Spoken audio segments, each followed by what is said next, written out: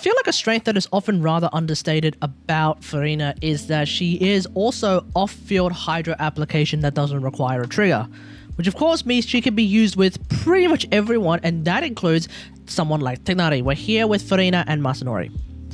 In a team like this, another thing that also gets really good is that because Furina's buff is of course a team-wide buff, this is a buff that is buffing 3 characters on this team, being of course Furina, like so, Miko,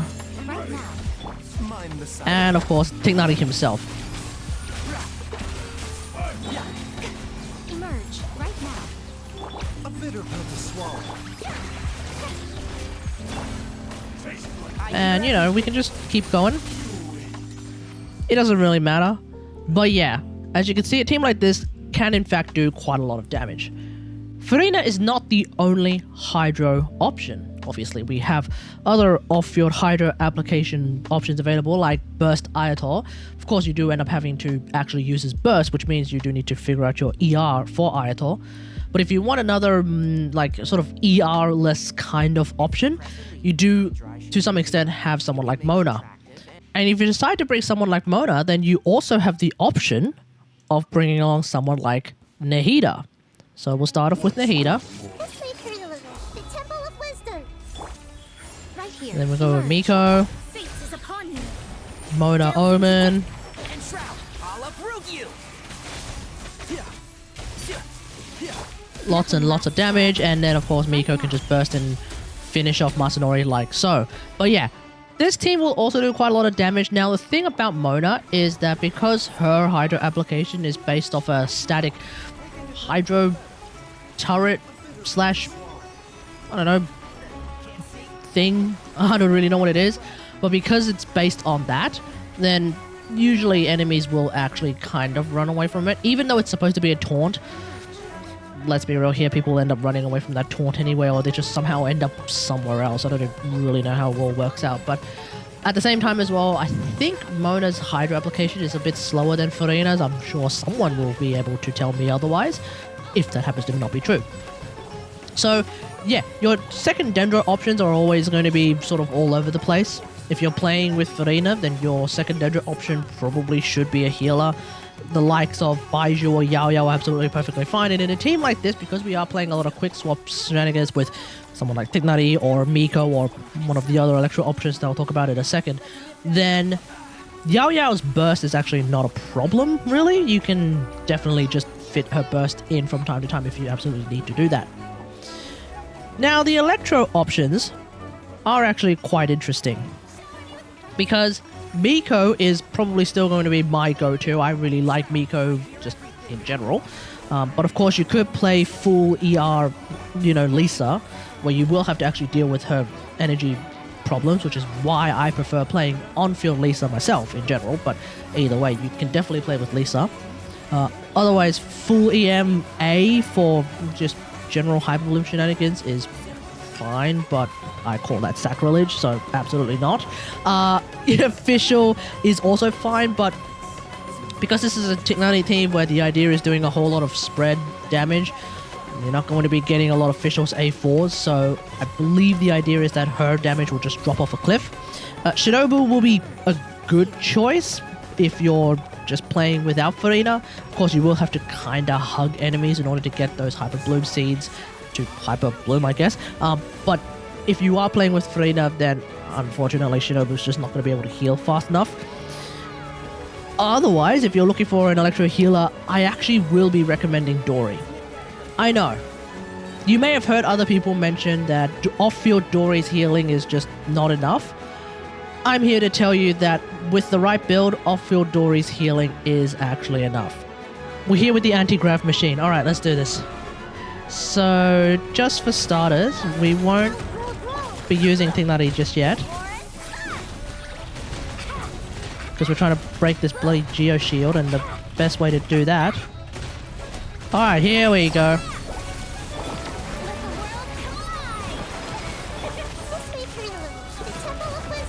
Let's go. Don't shield up, don't shield up, don't shield up! Oh, it's too easy. Oh, it's too easy with Dori as the healer.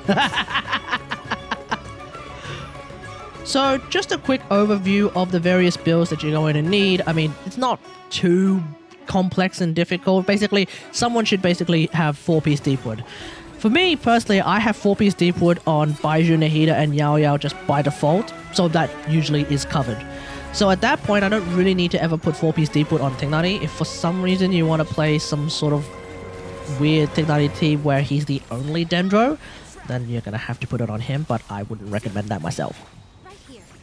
Your Electro character can basically use whatever DPS build they have, or if you want to play like just strictly Hyperbloom shenanigans, then 4-piece Flowers of Paradise Lost, 4-piece Gilded Dreams, that'll basically do the trick. Obviously for Miko, or yeah, mainly for Miko, 2-piece, Golden Troop, whichever one suits you fancy, that'll do the trick. And then your Hydro character can basically use whatever they normally use. So for Burst Ayato, it would probably be EOSF. For Mona, I'm actually using Exile on Mona, as well as actually a prototype Amber. I should have mentioned I'm usually playing Medic Mona. And then for Furina, well, I'm actually using Golden Troop. I think everyone is using Golden Troop. I happen to have one of the world's strongest Golden Troops, possibly, maybe, I don't know. Hopefully the Akasha will actually update with Furina calcs at some point. And then, of course, with Tighnari, I've gone through Tighnari's build options in a previous video. So TLDR, your weapons are either Hunter's Path, Amos Bow, Prototype Crescent, or Ibis Piercer. If you have that, then Ibis Piercer actually should be fine. Yeah. Your artifact sets are pretty much Gilded Dreams, Wanderer's Troop, or 2-piece Deepwood, 2-piece some sort of EM set. That should do the trick. And then, of course, your artifact substats, or rather your artifact stats should be EM, Dendro, Crit. No surprises there. And if you have C1 Tighnari, which I do, then definitely keep an eye on your crit rate, because you might accidentally overcap if you have way more crit rate on your build. But I don't think I've seen anyone with 100% crit rate on Tighnari, so I'd say you're usually probably just fine. Let me know what you think about all of this in the comments below. How do you feel about Quickbloom Tighnari? Let me know in the comments. This is, of course, like a really front-loaded team, because Tighnari is just like such a ridiculously front-loaded kind of character. He just like does a lot of damage really quickly. Of course, his cooldowns are actually rather short, which means you do get to, well, front-load that damage quite often, so that's really nice. I personally just end up front-loading his damage once every grenade, so that's, I think, about once every 12-ish seconds. I'll check and I'll leave a note in the video, but either way, I think this team is pretty damn solid. But yeah, otherwise, hope you guys enjoyed. If you like this video, hit that like button, subscribe for more Genshin Impact action, and until next time, I'll see you guys later. Thanks for watching. Bye.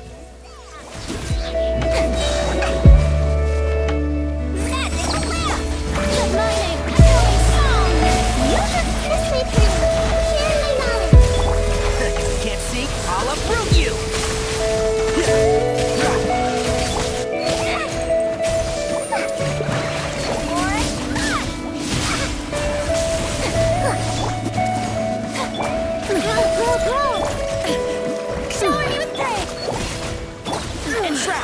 Only emptiness away.